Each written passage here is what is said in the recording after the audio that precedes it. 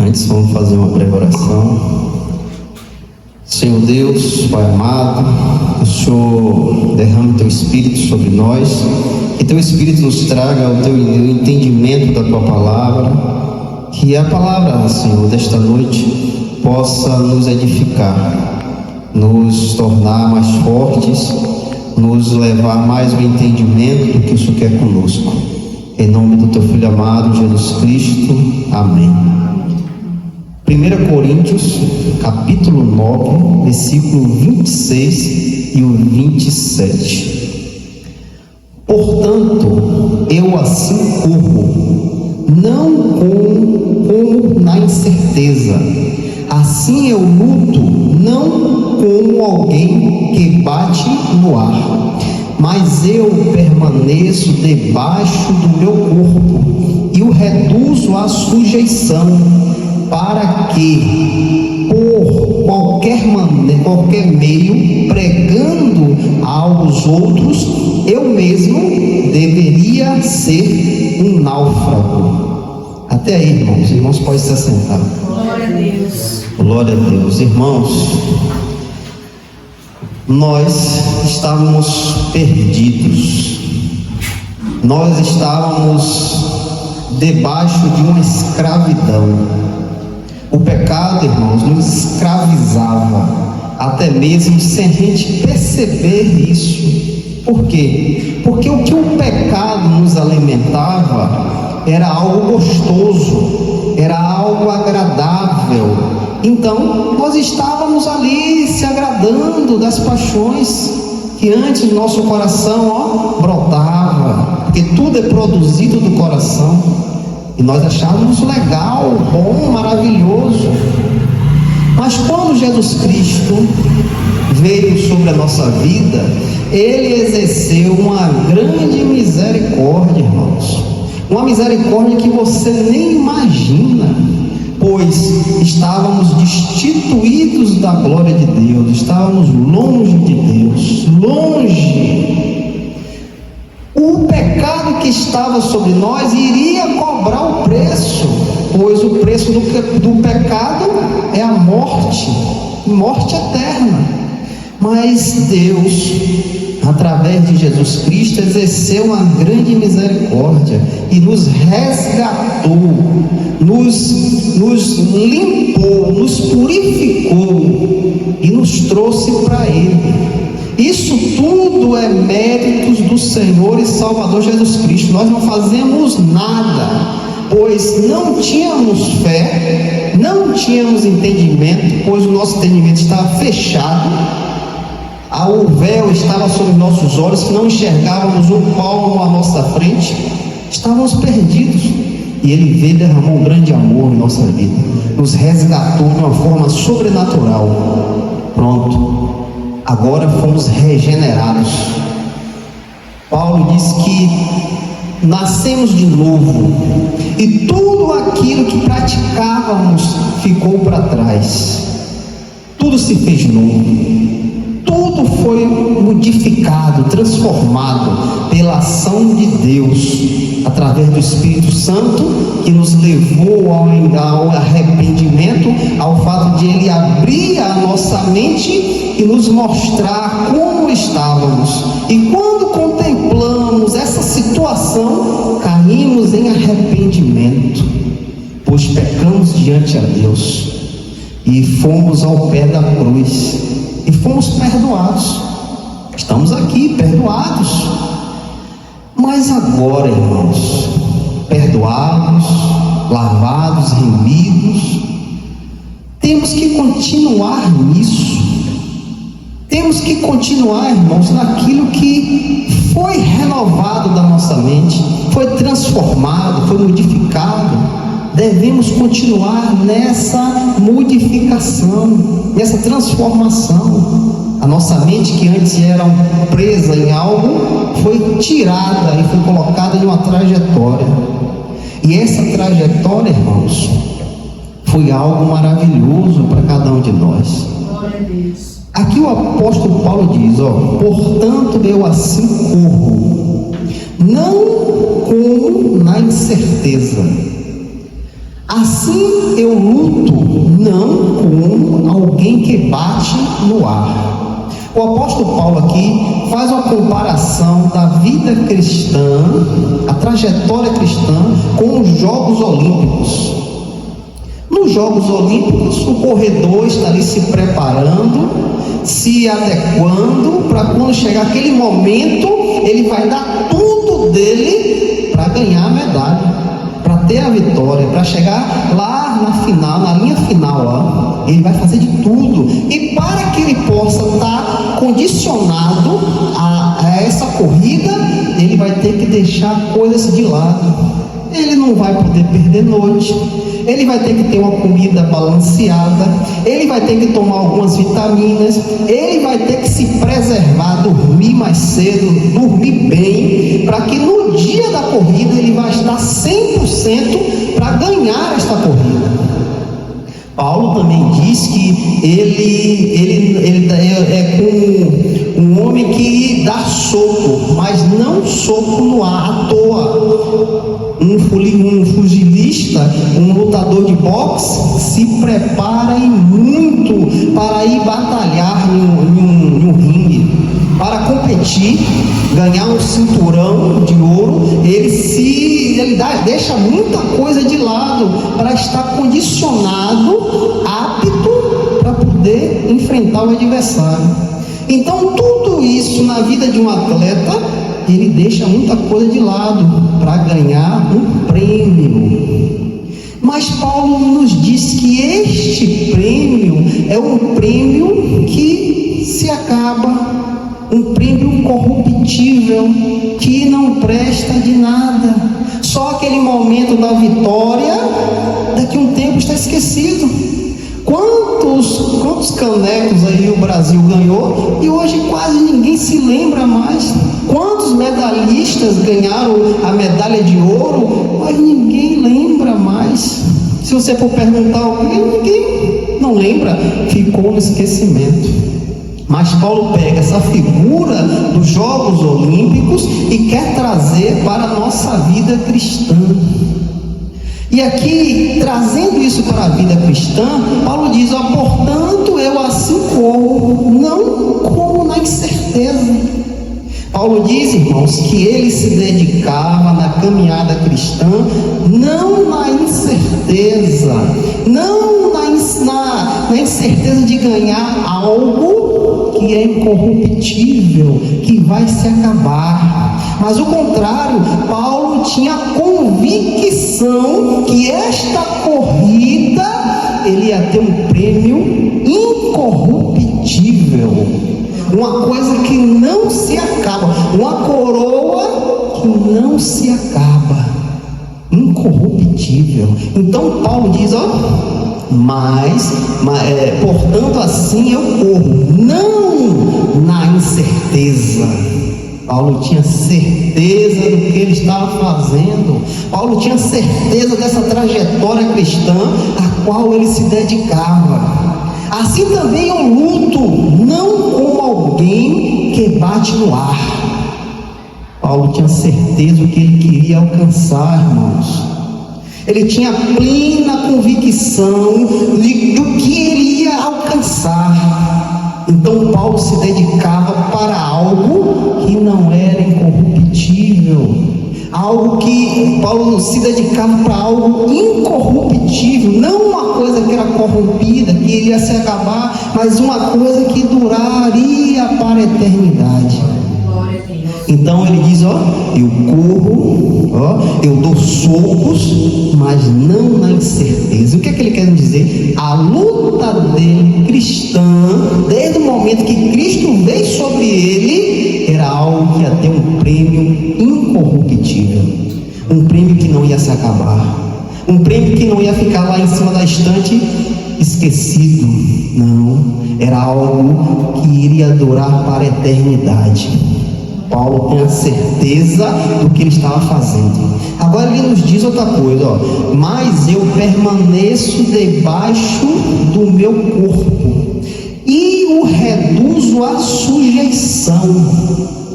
Paulo diz, irmãos, que esta luta cristã tem obstáculos. tem barreiras, tem dificuldades, tem ansiedades, tem preocupações, tem tentações, tem aflições. Esta luta não é uma luta qualquer. Paulo diz, irmãos, que esta luta é interna. A nossa luta, irmãos, é uma luta contra nós mesmos. Às vezes o diabo usa a nossa própria arma contra nós mesmos. O que era que abundava em sua mente, no seu corpo, no seu coração? O pecado. O pecado abundava dentro de você. Você se satisfazia com ele. Ele era bom. Mas agora, no encontro com Cristo, isto foi tirado, a força, mas foi tirado. Mas ele não foi arrancado e jogado fora. Ele foi de alguma forma um pouco separado. Mas ele ainda permanece em nós, irmãos. O pecado ainda permanece em nós. A vontade, o desejo, a paixão ainda está em nós. De uma certa forma, ele foi amortecido, pois hoje damos lugar às coisas de Deus. O Espírito fala mais alto do que a vontade do coração, a vontade da carne. O Espírito está prevalecendo, e quando o Espírito prevalece, a vontade do desejo fica para baixo. E Paulo diz: mas eu permaneço debaixo do meu corpo. Paulo também tinha lutas, Paulo tinha aflição, Paulo tinha desejos também. Paulo era um homem como nós, tinha ansiedades, preocupações, mas Paulo, irmãos, fazia o máximo possível para deixar esses desejos para baixo, debaixo do pé, esses desejos amortecidos a todo momento, porque Paulo buscava as coisas de Deus. A primeira intenção de Paulo é o céu, era glorificar a Deus em tudo, era pregar o Evangelho, era levar almas a Cristo. Paulo procurava andar no Espírito, e quando ele andava no Espírito, mas eu permaneço debaixo do meu corpo, e eu reduzo a sujeição. Paulo reduzia os seus pecados, a sujeição.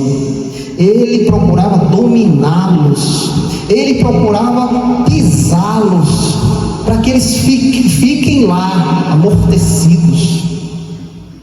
Porque Paulo, a todo momento, lutava contra ele mesmo. A todo momento ele lutava contra as paixões, contra os desejos. Por que isso? E ele explica aqui, sujeição.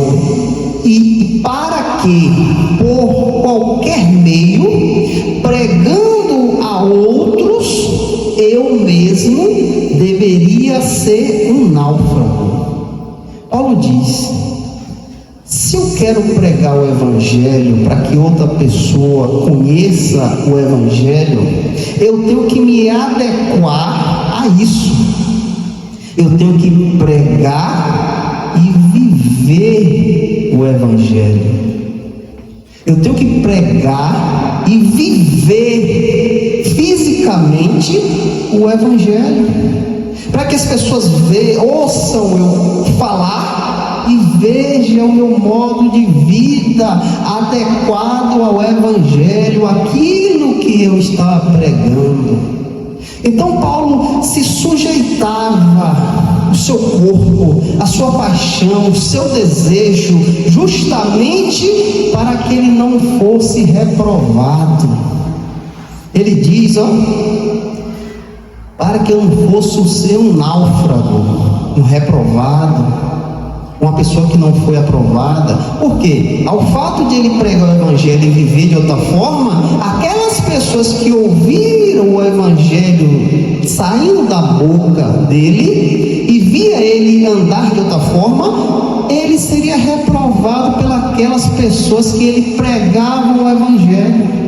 Então Paulo tinha essa preocupação: eu tenho que me reduzir, eu tenho que me colocar debaixo, eu tenho que me diminuir, para que quando eu pregue o evangelho a outros, eu não seja um náufrago. Pregar e não viver é você anunciar o evangelho e não ter uma vida no evangelho. Essa semana eu estava pregando para uma pessoa.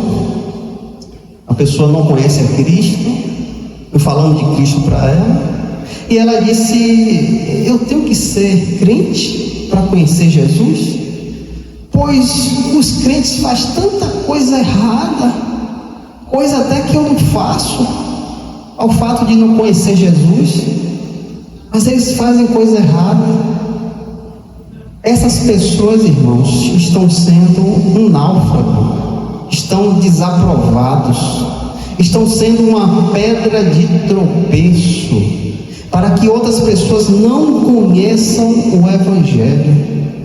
Então é esta preocupação que Paulo quer expor aqui, irmãos. Mas eu permaneço debaixo do meu corpo e o reduzo à sujeição. Eu tenho que controlar os meus desejos, eu tenho que controlar eu mesmo, eu tenho que amortecer a minha raiva, o meu ódio, eu tenho que amortecer as minhas paixões, eu tenho que amortecer a minha ganância, a minha avareza. Isso tem que ficar debaixo do meu pé e eu ter controle sobre eles, para que, por qualquer meio, pregando o evangelho a outros, eu mesmo deveria ser um náufrago, para que eu não seja desaprovado, irmãos, para que eu não seja desaprovado. Isso nos chama a atenção esta noite. Como está a sua vida diante os olhos deste mundo? Pois as pessoas te conhecem como um cristão, uma cristã. Como você mostra isso para o seu vizinho, os seus amigos de trabalho, os seus amigos na escola? Você mostra Cristo? Porque se você estiver sujeitando os seus desejos debaixo dos seus pés, se santificando a cada dia, se separando a cada dia, Cristo irá brilhar na sua vida e as pessoas vão ver Cristo em você. Mas se você fala: eu sou cristão, mas ao fato de andar neste mundo, anda como ímpio, você será reprovado por aquelas pessoas que te vê, pelas pessoas que talvez você pregue o evangelho. Você não terá aprovação delas, você será um náufrago, estará perdido. A palavra que sair da sua boca não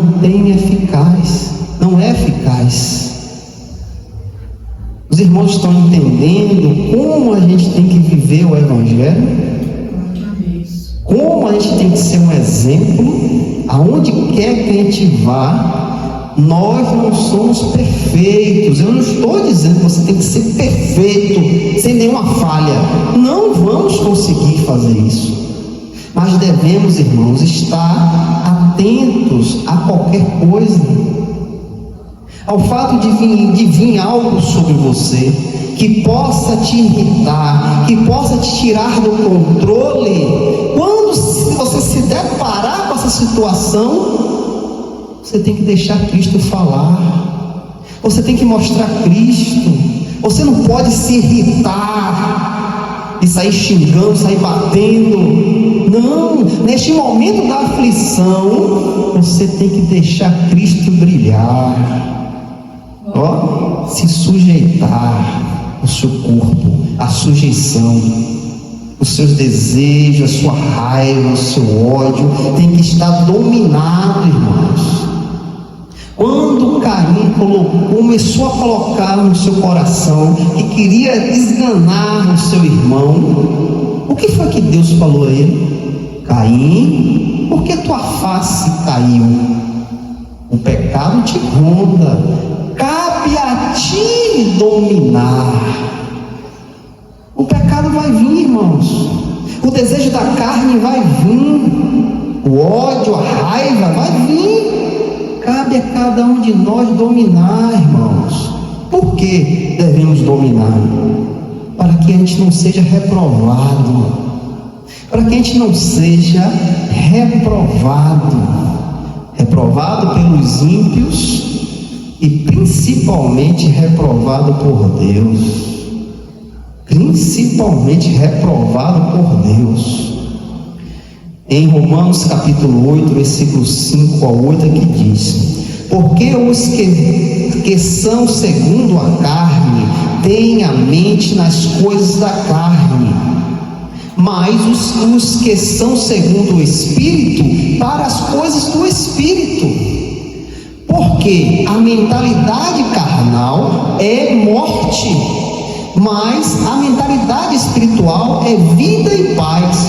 Portanto, a mentalidade carnal é inimizade contra Deus, pois não é sujeita à lei de Deus, nem de fato pode ser.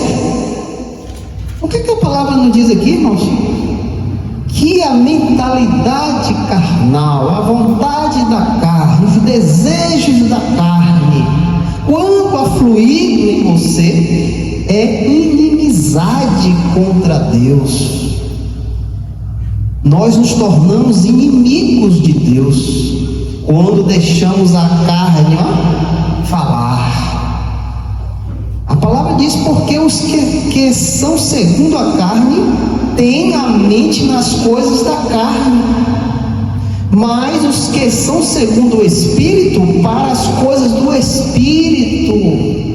Esta é a preocupação de Paulo. Paulo queria a todo momento estar no Espírito para matar, para amortecer os desejos carnais, porque Paulo pregava o Evangelho para que ele não pudesse ser reprovado ao fato de pregar e não viver.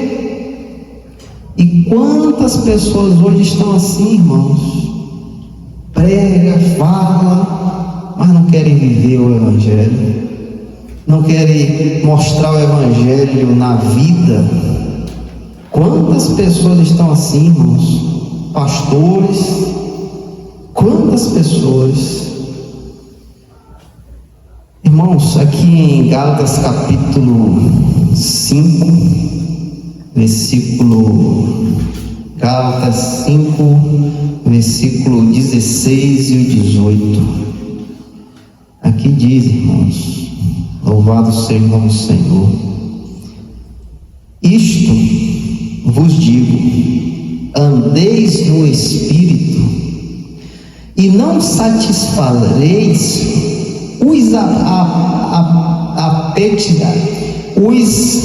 apetites da carne, porque os anseios da carne se opõem aos do Espírito, e os do Espírito contra os da carne, pois opõem-se mutuamente, a fim de que não consigais fazer o que queres. Porém, se deixardes que o Espírito vos guie, já não estáis sobre a lei. Olha o que Gálatas nos diz, irmãos, isto vos digo: andeis no Espírito. Olha a solução do crente aqui: andar no Espírito, e não satisfareis os apetites da carne, a vontade da carne. Elas têm que estar amortecida. Se nós não andarmos assim, irmãos, vamos ser reprovados. Já pensou eu pregando aqui o Evangelho, quando chega amanhã você tem a notícia que eu dei um murro na cara de um rapaz lá na rua, o que é que você vai achar? O irmão fez isso, foi, quebrou o dente todo. O irmão fez isso. Aquele irmão que prega assim, ali estava pregando ontem pra gente, ele fez isso. Não acredito. Sim, foi ele mesmo.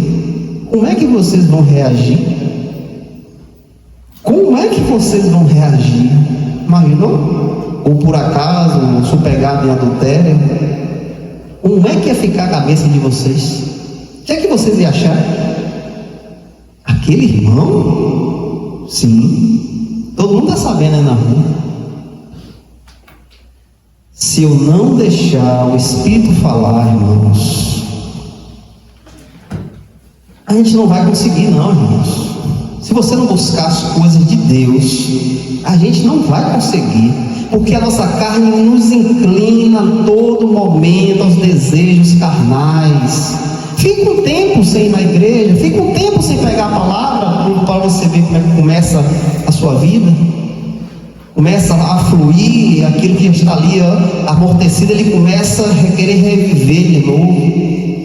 Abandona um tempo as coisas de Deus, para ver se a carne não ativa novamente.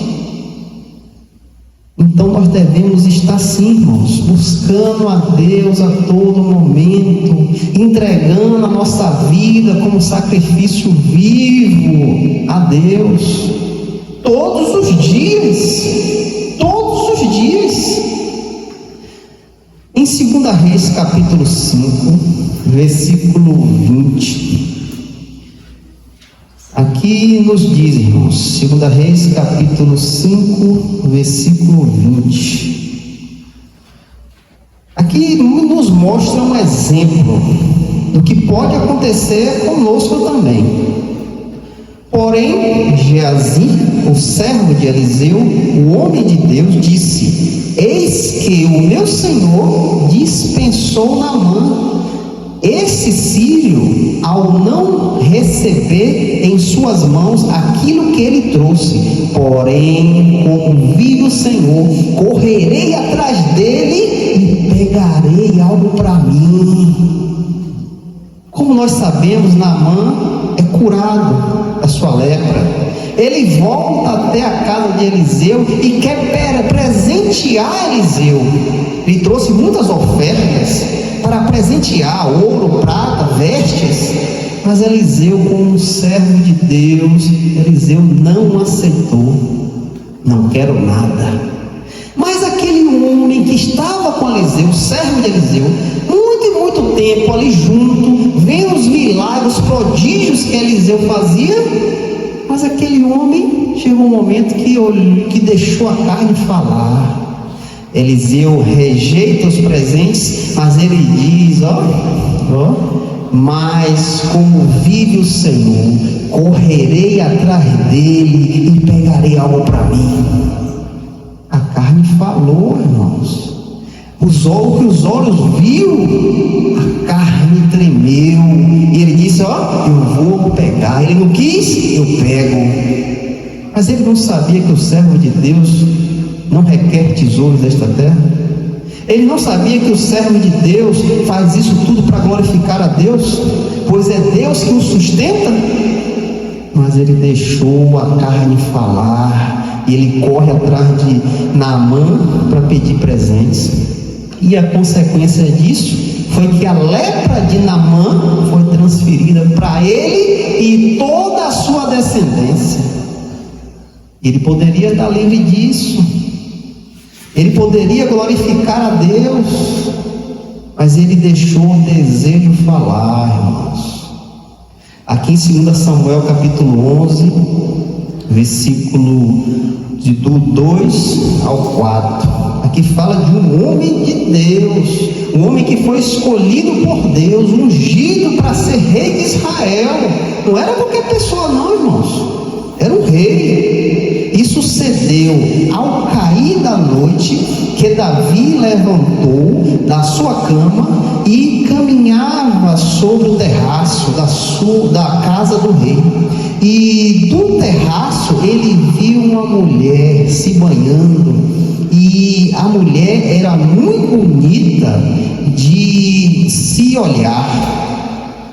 E Davi enviou a inquirir acerca da mulher, e foi-lhe dito: não é essa Batseba, a filha de Ilã, a mulher de Urias o Heteu? E Davi enviou mensageiros e a tomou, e ela adentrou a ele, e ele se deitou com ela, porque ela estava purificada da sua impureza, e ela retornou à sua casa. Olhe bem, este homem não era qualquer homem. Este homem fez maravilhas com as mãos de Deus. Deus usou esse homem de uma forma tão grande por Israel. Este homem tinha testemunhos grandes. Só um deles foi derrubar Golias, por exclusivamente força de Deus, pois não tinha possibilidade nenhuma de ele conseguir derrubar aquele guerreiro. Mas Deus o usou para isso. Este homem tinha grandes testemunhos. Mas o que foi que aconteceu, irmão? Ao fato de ele não ir para a guerra, querer descansar, ele sai ali passeando por sua sacada ali do prédio, e os olhos batem no pecado. Os olhos contemplam o pecado, e a carne não resiste. A carne não resistiu, e Davi enviou mensageiros e a tomou. Mas ele sabia que ela era casada, era mulher de Urias, o seu melhor soldado, um dos melhores soldados. Mas nesse momento, irmãos, ele não quis saber de nada. Ela era neta do conselheiro dele, era praticamente da casa. Mas na hora do pecado, você não enxerga nada, porque a carne ativa, e você só tem desejo da carne. Por consequência disso, a casa de Davi foi praticamente destruída. Quase destruída. Só não foi destruída por misericórdia de Deus, pela promessa de Deus à vida de Davi. Irmãos, nós não estamos longe disso. Nós não estamos blindados disso, de maneira nenhuma, irmãos. Não pense que você, nada vai me pegar, eu sou forte. Não coloque isso na sua mente, irmãos, porque a qualquer momento a gente pode cair, irmãos. O fato de você dar lugar às coisas de Deus, isso te afasta destas coisas. Mas isso vai estar a todo momento aos teus olhos, todo momento querendo invadir o seu coração. O pecado, irmãos, as coisas do mundo, os desejos carnais, a todo momento ele vai estar ali, passando em sua frente. O que é que cabe? A sua decisão. Qual é a sua decisão? Quando as bandejas vierem, você irá glorificar a Deus no seu corpo, ou você vai se lançar aos desejos carnais? Só cabe a cada um de nós, irmãos. E é por isso que Paulo se colocava para baixo, ele sujeitava o corpo dele, os desejos, porque Paulo tinha uma intenção.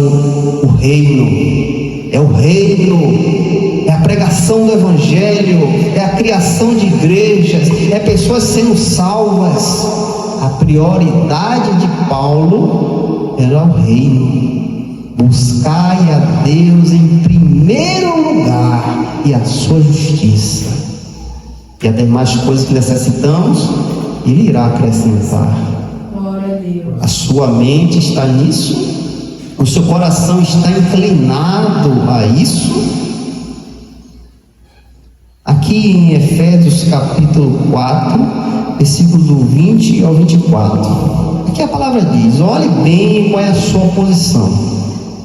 Mas vós não sim a Cristo. Se é que o tendes ouvido e por ele foste ensinado, como a verdade está em Cristo, que quando ao procedimento anterior, a sua vida anterior, vos despojais do velho homem, que é corrompido segundo as concupiscências do engano, e vos revestivos do Espírito da vossa mente, e vos revestais do novo homem, que segundo Deus é criado em justiça, verdade e santidade. Efésios nos diz, irmãos, nós fomos ensinados por Cristo, o novo homem, a nova mulher. Este ensinamento veio de Cristo. E aqui nos chama a atenção: se és que tendes ouvido e por ele foste ensinado.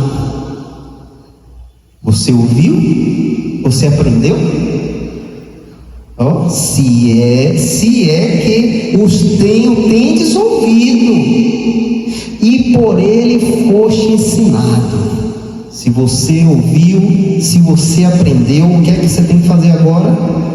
Que quanto ao procedimento anterior, a sua velha vida, o velho homem, a velha mulher, o que é que você deve fazer com ele? Vos despojais do velho homem, jogue fora, não queira mais conversa, não queira mais acordo, abandone o velho homem, abandone a velha mulher, que é corrompido, que não presta, que não vale nada, que está abundante no pecado, segundo as concupiscências do engano, os desejos do engano, a paixão do engano, o pecado que nos seduz, e vos revestis no espírito da vossa mente. Por quê?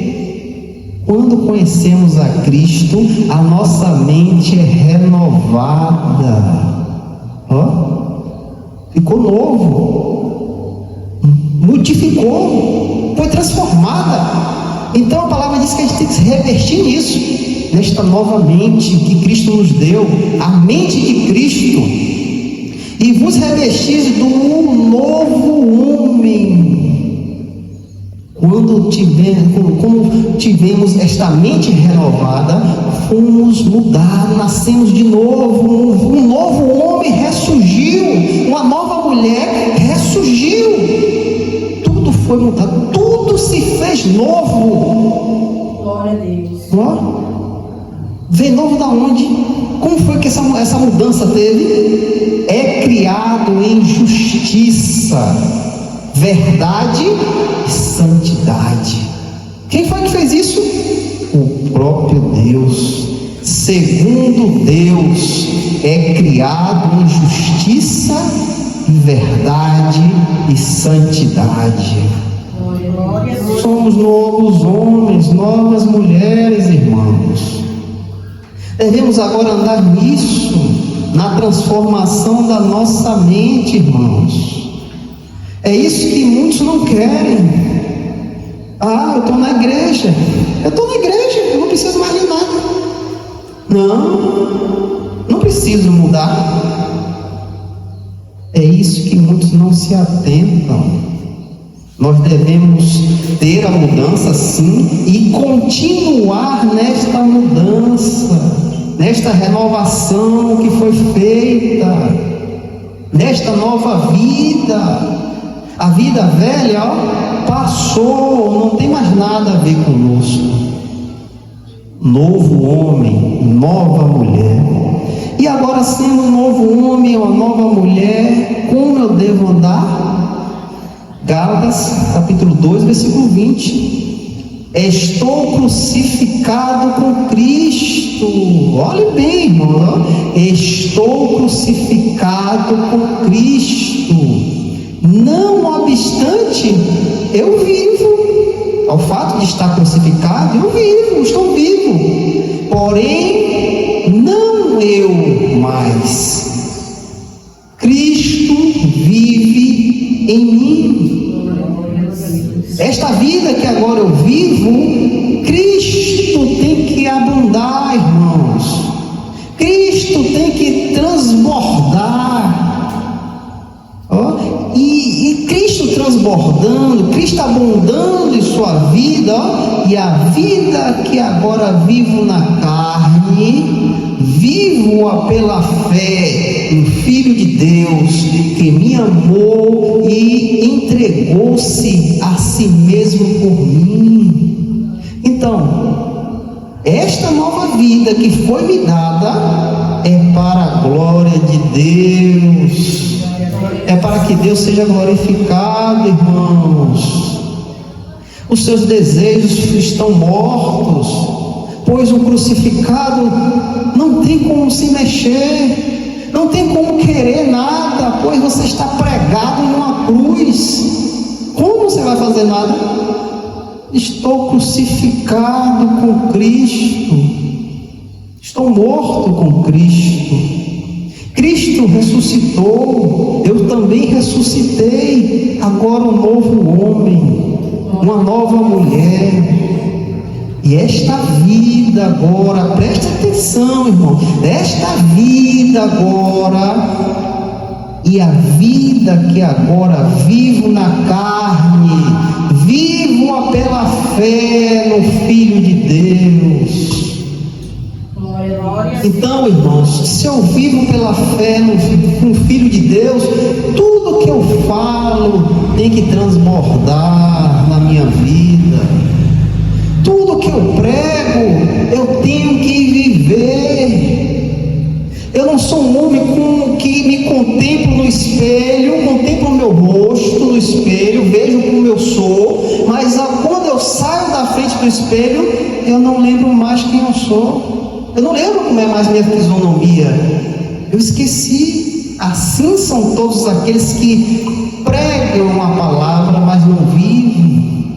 Eu devo viver esta palavra, irmãos, pois a sua vida é um testemunho vivo para aqueles que não conhecem a Cristo. A sua vida é um testemunho vivo. Muitas vezes a gente não vai precisar nem abrir a boca, só o fato de você estar ali.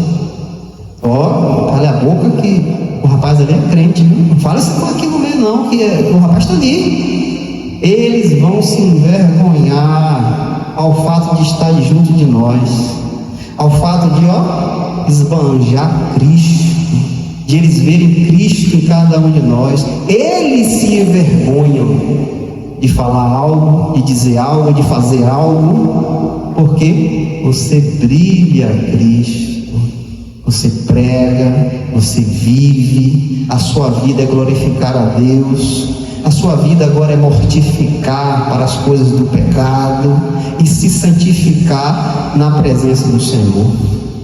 Então, irmãos, é muito importante, irmãos, a gente pregar e a gente viver. É muito importante, porque através disso pessoas podem ser convertidas.